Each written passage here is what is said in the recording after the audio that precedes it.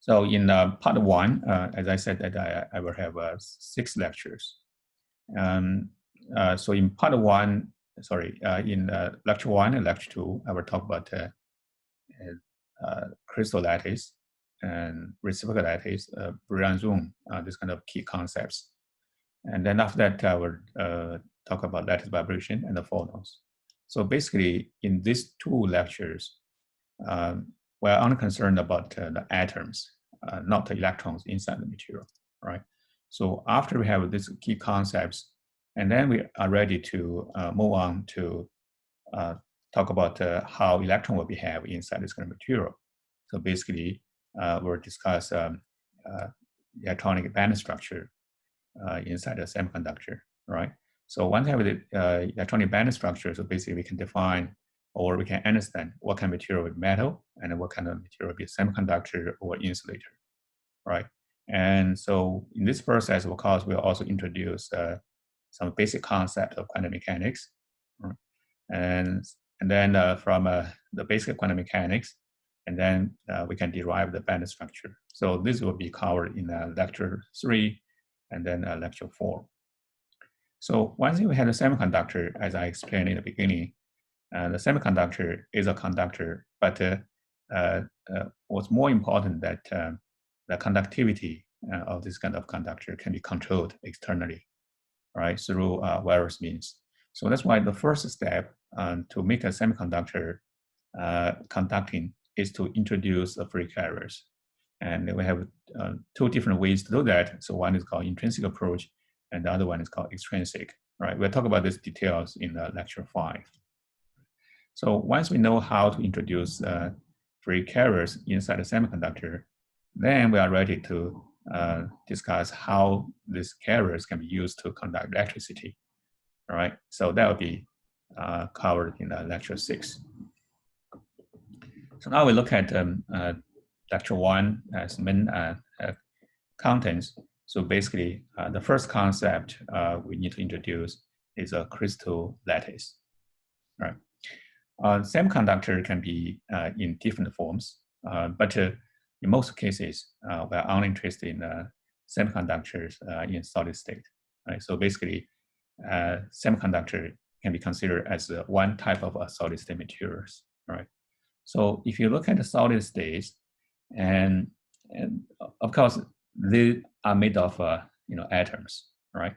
But when you put all different type of atoms together, does not mean that all of these will automatically form a solid state material, but some of them will under certain conditions, right? And this solid states can be roughly divided into 3 different categories. So the first one is we call amorphous solid. So this means that there are solid state material, but the atoms inside material are randomly distributed, right? There's no long range ordering, right? Just like in this case. Okay. And then, so now the next extreme, of course, we call crystal. So crystal, this means that the atom inside the solid state material are perfectly arranged in periodical manner. So this means that you have a certain periodicity in different directions, right? And so they are not randomly arranged, right? So this kind of material is extremely important, and this is called a single crystalline solid. Of course, in practical case, and it's very difficult to have a perfect crystal, right? So no matter how good the crystal is, you are bound to have some defects. So defects can be in the form of dislocations, right? Missing atoms, we call vacancy, or extra atoms between other atoms, right? So we call interstitute, impurity atoms, right? Of course, you can always have a case that some of the atoms, the host atoms, are replaced by a foreign atom we call impurity, right? So all this basically will be the defects, right? So the defects in general are undesirable, right? If you want to have a perfect crystal, but in some applications and during the course of this module, I'll mention that in some situation or some cases, you do need controlled defects inside material to achieve a certain functionality. Right? And in between this amorphous and the single crystal state, there's another type we call polycrystalline solid. So what does this mean? This means that so basically the single crystal divided. The single crystal is divided into sub-regions, right? And then within each small region, and you do have a periodicity or a well-arranged periodical in the pattern. And however, between each sub-region, and then you have something called boundary, right? And then you can see that the lattice orientation or atom arrangements are different between different regions. So this kind of material is called polycrystalline solid, and then each uniform region is called green, and then the region which is separate neighboring greens we call green boundary, right? So of course, the kind of material in terms of electric conductivity or optical property, typically they're not as good as that of a single crystal. But in certain cases, you can make this one very cheap. So that's why from practical point of view, and then it's still quite useful type of material.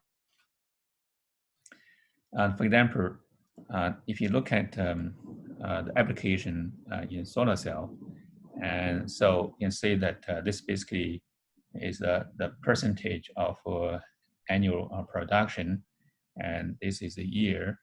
And you can see that in early years, it's 1980s, right? And so most of the solar cell panels are made of single crystals or single crystalline silicon, right? But this is very expensive. So that's the reason why in recent years, you can see that this polycrystalline material becomes more dominant, right? And of course, you do have other thin film solar cell as well. And these are called, this is thin film actually, if we look at the breakdown of this, and then you can see that some of these are actually made of amorphous silicon, right? And of course, in recent years, and this thin film solar cell is more dominated by other type of materials. All right. But overall, you can see this polycrystalline material is very important. And of course, if you are doing research on silicon-based devices, you know that polycrystalline material, polycrystalline silicon can also be used as a gate material as well, right? So this means because you only use this one for electric conduction, and so sorry, not necessarily electric conduction, be used as a conducting gate.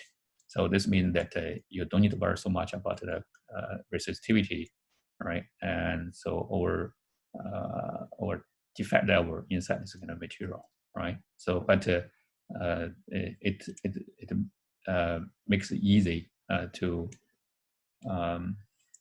fabricate devices if you use a polycrystalline material, right? That's the reason why it's still very useful. Now, we turn to the perfect single crystal case. So when we study this crystal, and in principle, when we study all physics or engineering problems, right? So we need to use mathematics to help us. So the mathematics is very powerful. This is because that you may have different type of physical or engineering problems, right? But the underlying principle means that the most important things, right, which determine the property of this kind of material or characteristic of the problem, and they still the same. The difference between different objects or systems are very incremental, right? So in this case, so what you do that we have a process called abstraction. So what I mean by abstraction? Abstraction means that you can use mathematical tools as abstraction, right, to come up with something which is common to all different problems. And then you just need to use that to describe the basic properties of a certain category of materials or systems, right? And then this will make things, very simple, right? So that's why for crystal, when we study the crystal and look at the property of the crystal, basically we're talking about either, atomic vibration or lattice vibration or electrons behavior inside the crystal.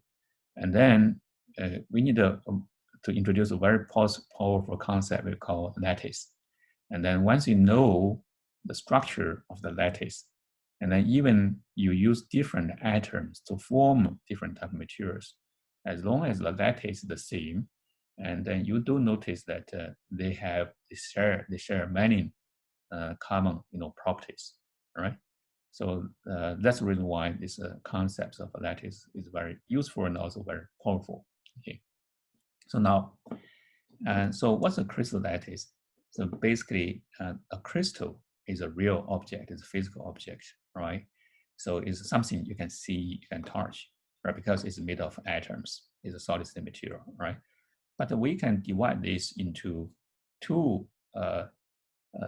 different type of representations or two substructures. So one is called lattice and the other called basis. Okay, so since this an ideal crystal is constructed by infinite repetition of identical structure units in space, right? So this means that we can divide this crystal into a lattice, which we call a mathematical object, and then plus the basis, right? So when we do this, and then you see what happens that you can have a crystal with different type of atoms, right, or molecules or whatever, but the lattice, the underlying lattice, can be the same. So when this happens, and the property of this kind of material are more or less the same, right? Of course, quantitatively they're different, right? For example, later we know that they have the band gap and whatever. It can be different, but that's not the fundamental difference, right? So since they share the same lattice, okay? So now, so this means that for all this crystal, so we can divide this into a lattice plus a basis. So once we have this lattice and the basis, and then we just need to attach the basis to each lattice point, then we can construct the real crystal, right? It's just like a two-dimensional crystal, which is shown here. For example, this is a crystal, right? So you have this white dots. So you have basically a larger dots, a smaller dots, right? And then after that, they just repeat this pattern. Okay? So now, if you look at this crystal structure, of course, you notice that there's a certain periodicity. That's because that there's a small unit, which is repeated, right? Repeated by using a certain following a certain pattern, right? So that pattern, so basically, is represented by this lattice structure, right? These are this small dark dots here. So all these small dark dots, they are not physical objects. They are just mathematical objects, right? So now, if you attach this pair of two dots, a larger one and a smaller one, to each lattice point here, and then you can construct this crystal, right? So now, roughly, I hope you get the idea. So this means that these two dots can be different type of atoms or different molecules, right? So when you put this, attach this to each lattice point, you get a real crystal. And the crystal, of course, will look different, but the underlying lattice or the periodicity of the atoms or the basis inside these crystals are exactly the same. Okay. So now, if you look at this, So now this is just the basics, all right? So now I try to attach this one to each lattice point. All right, so now you can see that I can create the same crystal, right? That's the basic idea. Okay, so now to construct this lattice, and so this means that if your lattice is infinitely large, all right, if people ask you to describe how this lattice will look like, it's impossible for you to draw each lattice point because you have an infinite number of lattice points, right? So that's why the one thing you can do is, since you have a certain periodicity, if you understand the periodicity of the lattice, right? So in principle, you just need to start from a one lattice point, right? And then from there, and then you can construct the entire lattice. So this is a very powerful concept or approach, right? So you can do so. That's because that this lattice has a certain type of property, right? So basically, people already found out that any crystal lattice can be represented by something we call Bravais lattice, right? So what is this Bravais lattice?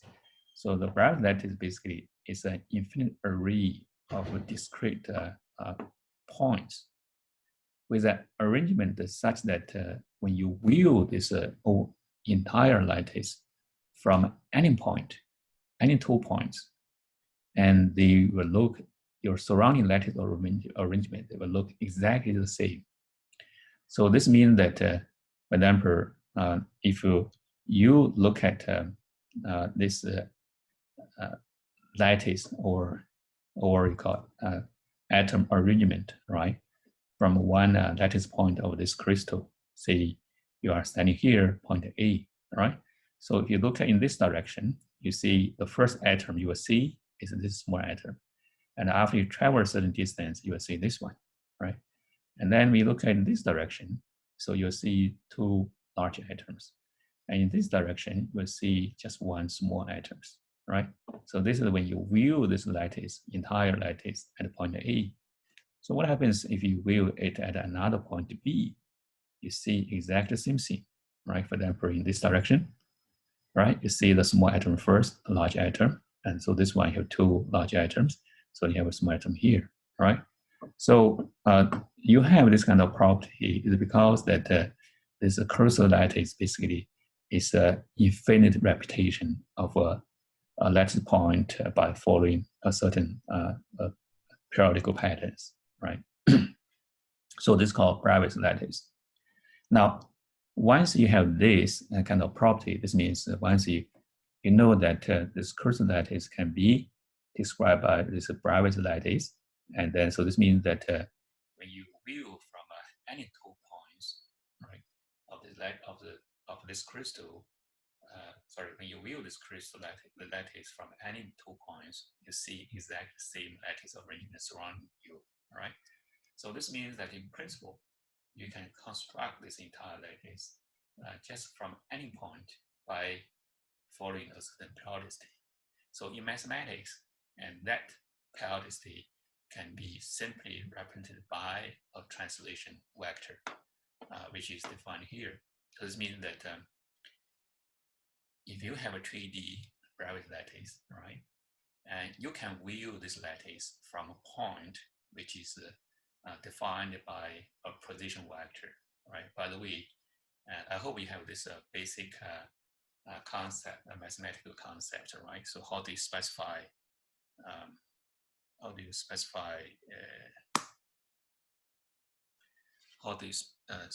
Let me come to this one. I need to change this into something like the screen. All right. So, and how to specify a point in real space. And so, for example, you have a point here. You can only specify this point if you define a coordinate system. You need a reference, right? So, for example, if this is your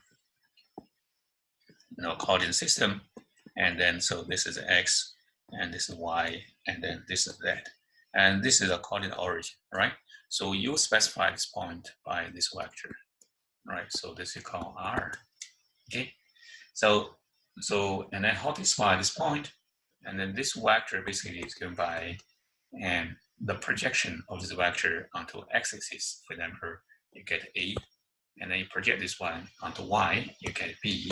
You project this one onto z, you get c, right? So you have three components. So this is three numbers. You put this three number into this kind of ordered manner, right? So this basically represents a vector, right? So the same physical point, if you choose a different reference point, if you choose one here, for example, this is x prime, and then y prime, and then z prime. And then, of course, this is your vector. And then this vector, of course, will be different, right? Will be different from,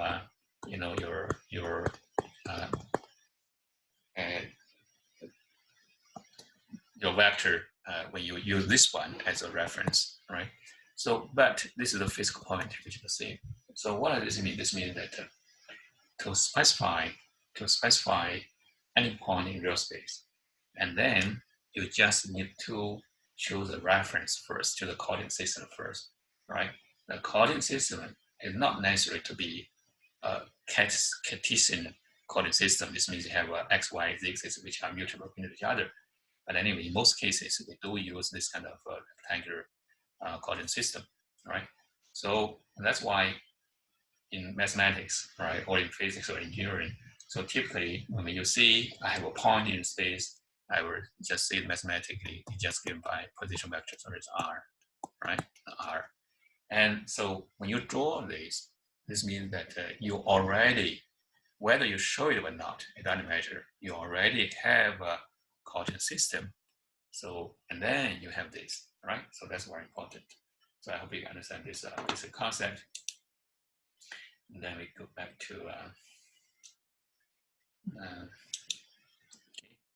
so this slide. So now you can see that if I have a point, all right, if I have a point, let me change back to this pointer. So if I have a point in space, a lattice point, a lattice point in the crystal lattice, which is specified by position vector r, right? Now, and then any other lattice point, I can construct any other lattice point from this lattice point by adding a vector. So this vector is called lattice translation vector. This vector is not just somehow you just put some number here to come to the vector. So the important thing here is that you have three basis vectors we call, or you call fundamental translation vector, right? So these three vectors are A1, A2, A3.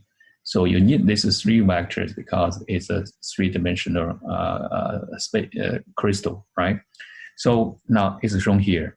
So this is the coordinate system, is a reference I use to define every lattice point of this lattice. So for example, one of the lattice point is defined by this R, right? And so, and then I can use this three to define a translation vector. So that basically by this one. So here n1, n2, n3 are integers, right? So they are integers because lattice points are discrete points. So this means that when a1, a2, a3 are fixed, and then just you change and use different integer values for n1, n2, n3, then you get a different translation vector. And then you add this translation vector to this single point, you get all other different lattice points, right? To illustrate this, say for example, I have this simple cubic lattice here. Now, if I have a point which is R, so this is the point I'm talking about. And then from this point, I want to construct the entire lattice, right? So here, just through one lattice point first. For example, I want to define this one, right? So this means that I just need to add this translation vector, and then I can get this R prime, right? So now I can specify this point by R prime, and then from this point. So this point is given by this position vector R, and this is a translation vector, right? So this translation vector can be defined by using A1, A2, A3, these three fundamental translation vector you call what we call basis vector, right? So it's A1 and it's A2, A3. So once you have A1, A2, A3, and you can easily find out this T prime basically is a minus A1. So this means so you are here, right? You are here. Minus A1 means you move back by 1 unit, right? From here, because this is equal to this A1, right? But in the opposite direction. And then plus A2. A2 is 0 because when you move from here to here, A2 is the same because A2 is along this line, right? It's the same, right? However, when you move from here to here, and then basically you move in this A3 direction by 1 unit. So that basically have 1 here, right? So A2, 0, 1 here. And then this whole thing basically is your translation vector. And then if you add this translation vector to this one, and then you move from this point to this point, right? And then you can try to construct all other lattice points. So in principle, you can add different translation vectors. So basically use different three integers, right? You should be able to construct the entire lattice. Okay. Now we look at another very simple example. So that's a two-dimensional lattice, right? So now see for example, so this is one lattice point, so which is here, right? Is here, and then this, of course, in order to find this one, I need a reference, right? This is my two-dimensional coordinate system, right? And then so from here, so all the way here, that's my R. I specify this point. So now, in order to specify other lattice point, for example, this one. Now, what do? I just need to find out the translation vector, right, between these 2 points. And then if I add this one, and then to this one, and then I should be able to specify this lattice point, right? So now I can see that this translation vector is given by, so when you move from here, right? So how do you reach this point? And it's obvious that you need to move back by 1 unit, move back by 1 unit, right? So from here, move back here. So that's why I have a minus A1. So that's this one. And then also why is minus A1? Because this is in opposite direction of this one, right? And now that you move by another 1, 2, 3 units in this A2 direction, right? A2 that parallel to A2. So that's why I have 3 A2, and then you move here, right? So that basically is how you can construct the other different lattice points, right? So that's why from here, I hope you understand that. So in principle, you only need the 3 fundamental vectors, and then you can construct the entire 3-dimensional lattice. So because R is arbitrary, you can choose any, right? You just need to start from any lattice point, right? And then after that, just use the 3 fundamental translation vectors. You can construct the entire lattice. Okay. Now, since it's a 3-dimensional, right? And then although atoms are discrete, so basically a lattice, discrete lattice, right? So the atoms, of course, has a certain so-called volume. But in quantum mechanics, what do we say that it's quite difficult to find, right? To find the atom just like a solid ball, right, with a relative on the boundary. So when you form a crystal, there's an interaction between the neighboring atom as well. So that's why, in general, we should treat this crystal as a continuous solid, right? And then, so how do you construct the entire crystal, right? So in this case, we need to introduce something we call a unit cell. A cell basically for 3D case is a small volume, and then for 2D case, it's a small area, right?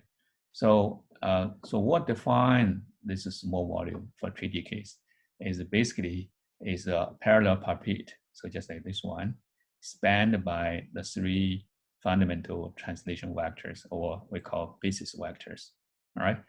And then for 2D case, of course, is the area of the parallelogram spanned by the 2 basis vectors. right? And okay, so and then these three basic vectors will span a certain span a parallel plate with a certain volume, right? And then this is considered as a small unit of the crystal. Okay, so now if you move this unit or translate it, when this is translated, or you move this unit through a subset of the Brownian lattice, okay, through a subset of Brownian lattice, and then you can fill the entire space without any overlapping. Okay, and then so by doing so, you can actually construct the entire entire lattice. So here, remember a subset is the key. So this means that depending on how you choose the unit cell. So later we explain that the unit cell is not so-called unique, right? And you can have many different type of unit cells, and depending on your convenience. And then if you use a large unit cell, and then you just need to map it, right, or move through a small subset of the lattice points, and then you can construct a crystal. And if you have a smaller unit cell, and then of course you need to move through a little bit larger number of subsets, right? And then so that you can fill up the entire space without any overlapping. But in either case, you can use the unit cell to reconstruct the entire crystal by just doing this kind of simple translation movement, right? Okay, and typically when we study solid state materials, so we use this something called lattice constant, right? That's the constant to define the unit cell. And this is just for convenience, right? So of course, if you don't like it, you don't want to use this lattice constant, you just want to use the lattice spacing.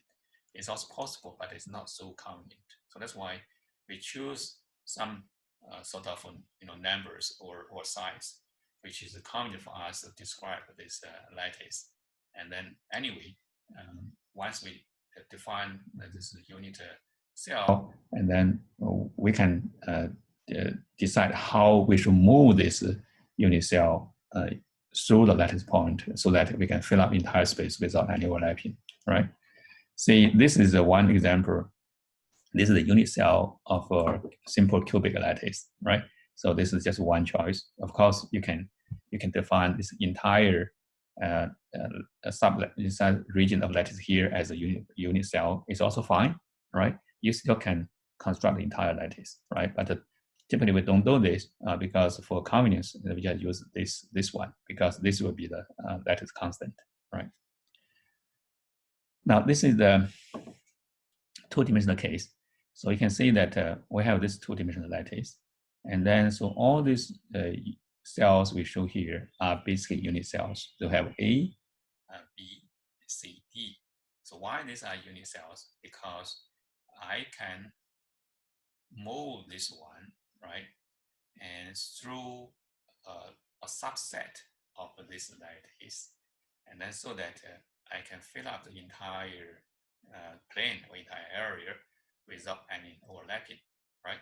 So I can do this by using either any one of these four types of, because we have more, right? So I only show four here.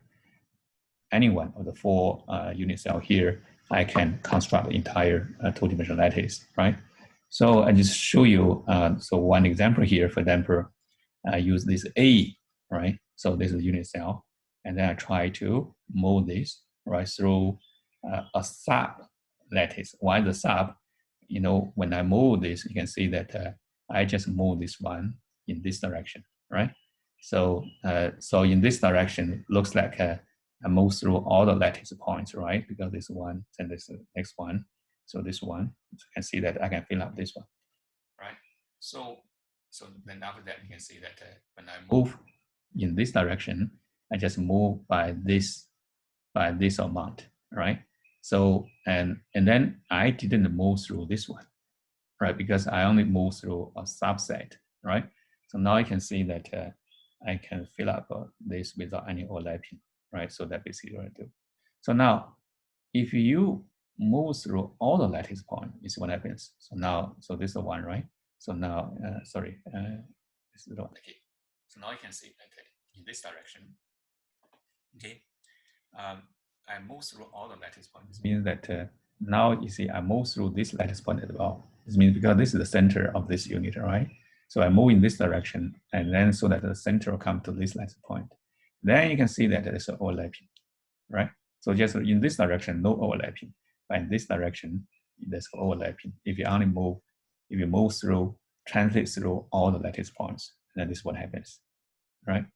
So this means that depending on what kind of unit cell you use, and so you can construct the entire lattice, but you need to look at the size of unit cell and then determine what's the step size you should use.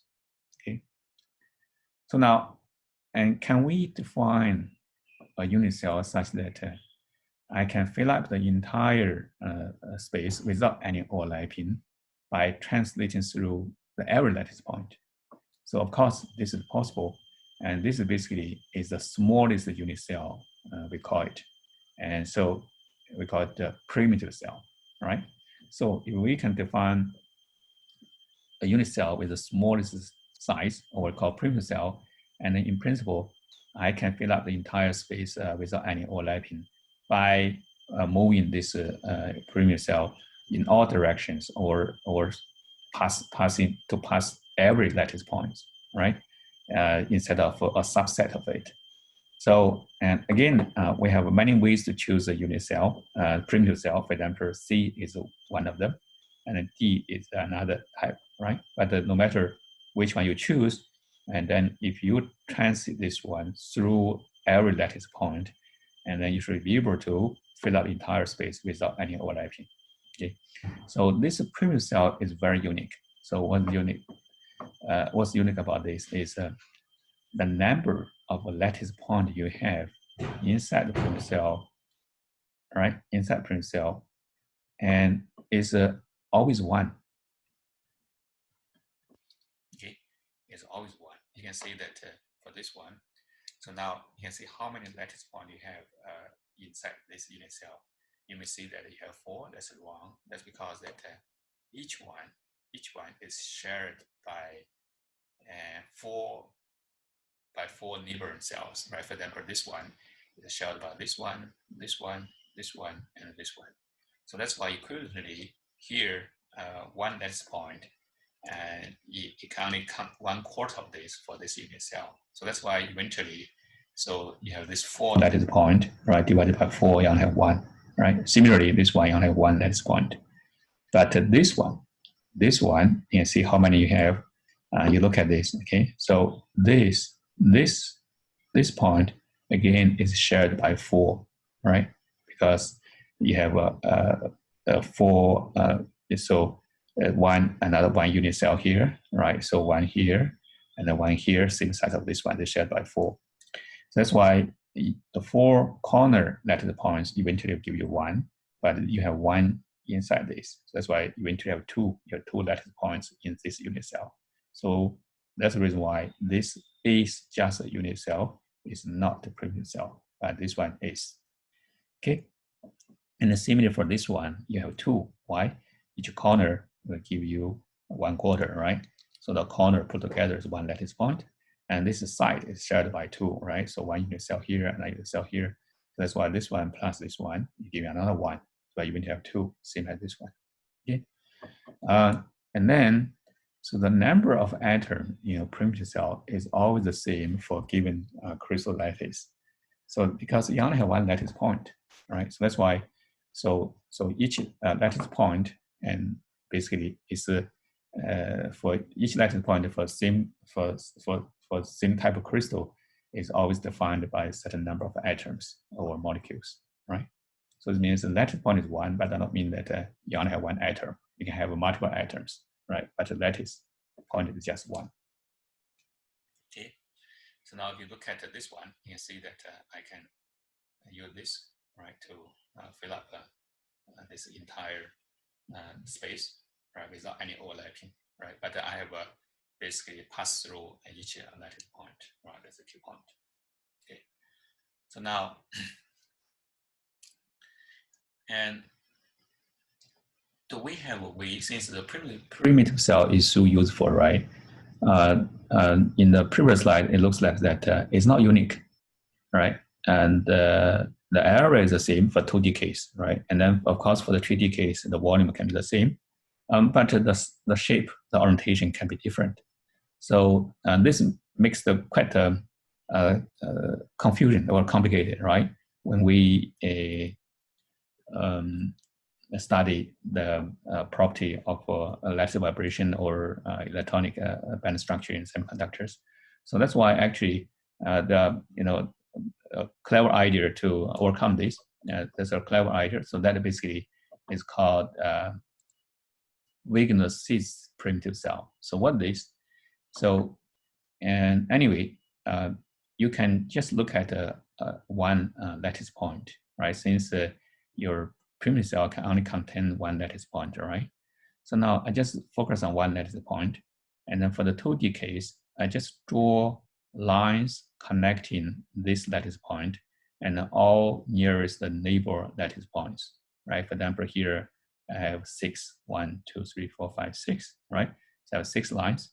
And then I draw lines bisecting these line elements, which connects the neighboring two lattice points. Then I got this line, seem to have this one, this one, this one. So eventually you form a closed region, right? A closed area, 2D area. So this basically is the primitive cell of this 2D lattice, right? You can see that you only have one lattice point, right? Because you don't have any other lattice point on this boundary, okay? And this size is exactly the same if you choose this kind of a unit cell. There's no difference, right? So for example, you may choose one. You may choose one like this, right? But the area is the same. The shape is different, right? But this one, you can see that, so this one is unique, right? Because no matter you choose this point, or this point, any lattice point, and then if you define by following this row, and then you will get exactly the same type of primitive cell, right? And then for 3D case, so what you do that you just choose one lattice point, and then you draw lines connecting nearest neighbor lattice points, and then you have a plane which is bisecting each line segments. For example, this plane, so this one, right? So this one is bisecting this line segments, right? So the lattice point at the center is blocked; you cannot see, right? So just try to visualize this. Okay, there's a lattice point at the middle, at the center of this region, right? And then this center lattice point is connected to this point. So this is a line. So this plane, and so basically bisecting this one, right? So eventually, just do all of this, and then you form a closed 3-dimensional region, right? And then this again is called Wegener-Cis primitive cell. It's a primitive cell, but it's very unique, right? And then this Wegener-Cis primitive cell is very important because it displays the full symmetry of the lattice. So this means that whatever symmetry this lattice has, and then this Wegener-Cis cell will have the same symmetry. Say for example, if you rotate this crystal, right, rotate this crystal by a certain angle along a certain axis, and then you go back to yourself, and then if this is the case, and then this Wegener-Cis cell will also go back to itself, right, because they display the same symmetry. Okay. Now, we try to summarize this unit cell and the primitive cell into one slide. So unit cell, and so basically called conventional cell or non-primitive cell, right? So it contains more than one lattice point. And so you have many different ways to define unit cell. It's not unique, okay? And then, so for 2D case, and so the unit cell basically is an integral multiples of the area, right, of the primitive cell. And in 3D case, is the integral multiples of the volume of the 3D primitive cell, right? And then primitive cell, on the other hand, is the smallest unit cell, and then it always contains just one single lattice point per cell, right? So in 3D, for 3D lattice, it's smallest area, and then for 3D lattice, it's the smallest volume. And each primitive cell contains one lattice point, but this does not mean that there's only one atom or only one molecule, right? It can have multiple atoms, multiple molecules, but only one lattice point. Remember, when we introduce this lattice concept, we mentioned that each lattice point can be occupied by multiple atoms or multiple molecules, right? So because lattice is just a mathematical concept, right? And then the basis of the crystal can contain multiple atoms and molecules. Okay.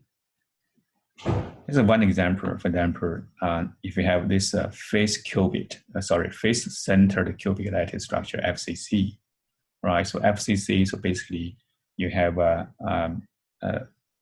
basically have a cubic lattice structure, but in addition to the 8 corners, right, you have lattice points. Then you still have lattice points on the 6 faces, right? So top, bottom, left, right, front, and then back, right here 6. So for convenience, you can choose this cube as a unit cell, and then you just need to transit this one through a sub lattice, right? Sub lattice, and then you can fill up the entire space without any overlap. And however, you can also define this kind of primitive cell. So this primitive cell we defined by these 3, the parallel puppet spanned by these 3 basis vectors. So A1, A2, and A3, and this is small volume. Okay, so you can transit this primitive cell through all the lattice points to fill up the entire space without any overlapping. So of course the volume will be different. You can calculate from this one here, and then eventually the volume will be given by this. It's a 1/4 of this cubic cell, right? So how to calculate this volume in mathematics? Of course, we have a way to do that. The volume spanned by this, so basically it's given by, just in case you forgot the way to calculate the volume of this parallel puppet spanned by 3 vectors. So basically it's given by, so this volume is given by A1 dot A2 cross and then A3, right? So this is a scalar triple product, right, in mathematics. And of course, you can change this order, but there's a certain way to rotate this 1, 2, 3, and so that the volume will all be positive, right? So you can try to do some exercise by yourself, and you should be able to find out this volume, right? So which is and is A cubed divided by 4, right? A cubed divided by 4, right? Because this is just give you a, this volume is A cubed, right? So this volume is given by this. And then this one, you will find out that, so this will be A divided by 4, right? So you can try to find out by yourself. Okay, now, so once you have this concept of lattice, and then we can try to define what kind of crystals we'll have. And this, of course, people have studied this one using this group theory, and we'll not go to details.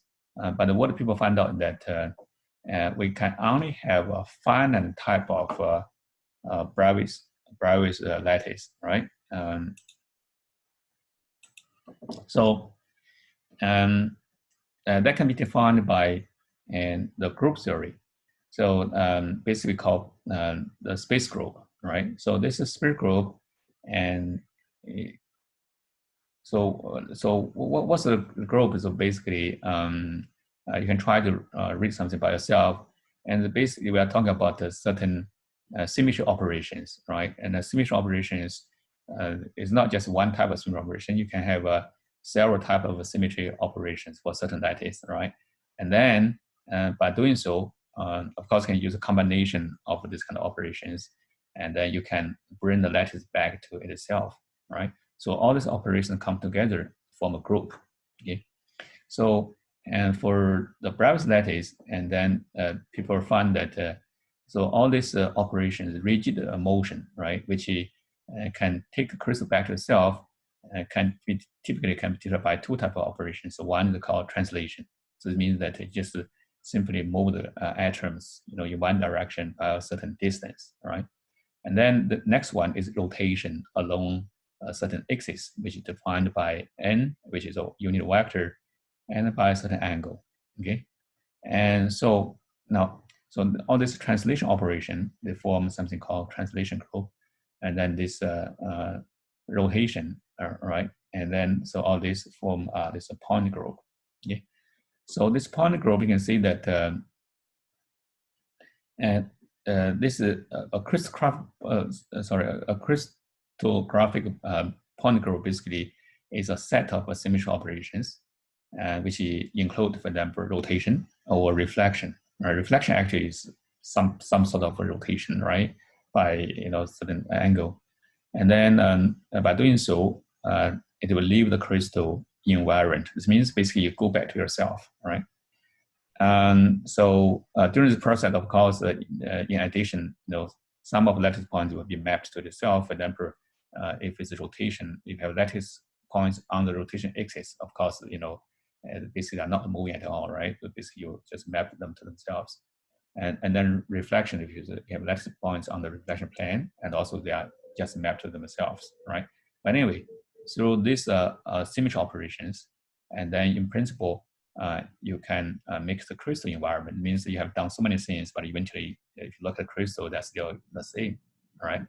So this is called symmetry operation. So based on this, the translation, the point group, and then we can have 5 lattice types in 2D, okay? And then we have 14 lattice types in 3D. So this means that all other type of lattices are impossible to make a real crystal. Okay, so that basically tells this.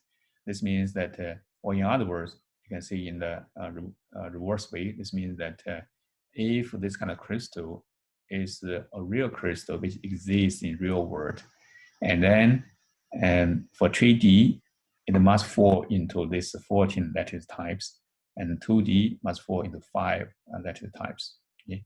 And then for these 14 lattice types, we can further divide this into basically 7 crystal systems, which is defined by the 3 basis vectors, A1, A2, A3, and the angle, right? The angle between them. Okay, and so in addition, and then we have a different atom arrangement. So the atom arrangement, we have a primitive, and then a body-centered. Primitive means that basically at the corner, and a body-centered, and a face-centered, or base-centered. Right, base-centered. The difference between face-centered, base-centered, that you may have 6 faces, but not necessarily you have lattice points on all the 6 faces, right? Or you have 4 faces, not necessarily 4 faces, right? So that's called base-centered, right? So now I'll show you the examples. So, and then these are basically the 7 crystal systems, and then 14 Bravais lattices, right? So the simplest one called cubic, and then cubic basically, is defined by the 3 basis vectors which are perpendicular to each other, and also the length or the magnitude of the 3 basis vectors are the same, right? And then you have these 3 types, so primitive. So you can see that lattice points are only at the corner of this cube or unit cell, primitive cell. Okay? And then and this is the type I, it's body-centered, right? It's body-centered. You can see that you have an additional atom at the center. of this primitive cell. And then you have a face center. It means you have an atom at 6 faces. They call FCC, right? Then you have tetragonal. Tetragonal means that A and B, and they're still perpendicular to each other. You can see perpendicular to each other, but A and B have the same length, but C is different, right? So in this case, you can only have this primitive and then body centered, right? You cannot have others. And then also rhombic. So rhombic, you can see that they are still perpendicular to each other, but the 3 base vectors, they have different lengths, right? So in this case, you have all the combinations, right? Primitive, this body centered, face centered, and then you have side centered, right? So this one. So compare this one with this one, you can see that face centered, you have atom at 6 faces, right? In this case, this one you can see it only has 2 faces, right? So you don't have at the top and the bottom, or front and the back, all right? So that's a difference. And after that, you have a hexagonal. So hexagonal, of course, now the angle will change, right? So the angle between the 2 base vectors, the 90 means they're perpendicular to each other, but the third one is different. Okay, and then also you can see that the lattice constant, they are different, right? And then in this case, you only have this primitive arrangement. You have trigonal. Trigonal, basically, you can see that, and so ABC are the same, but the angle, you can see that none of them is 90 degrees, and then you have just one primitive arrangement. And the monoclinic, okay? So ABC are different, and then A and the gamma are the same, but beta is different, right? So you have 2 arrangements. And then triclinic, only 1, right? So, and then you have this, all are different. So ABC are different, and alpha, beta, gamma are different. So you only have this kind of arrangement. Okay, so you, in total, and you have this is 14 Bravais lattice you can count, right? You have 14, but you only have 7 crystal systems: 1, 2, 3, 4, 5, 6, 7, right? And then 1, 2, 3, 4, 5, 6, 7, 8, 9, 10, 12, 13, okay? Sorry, 11, okay? 11, 12, sorry, 3, 5, 9, 10, 11, 12, 13, 14, right? So I have 14 types. Okay, so now how do we define the index of so once you have this crystal, and then so typically this crystal will have different properties, different directions, right, or along different planes, right? So I will just stop here for a while, and then we'll come back to look at this.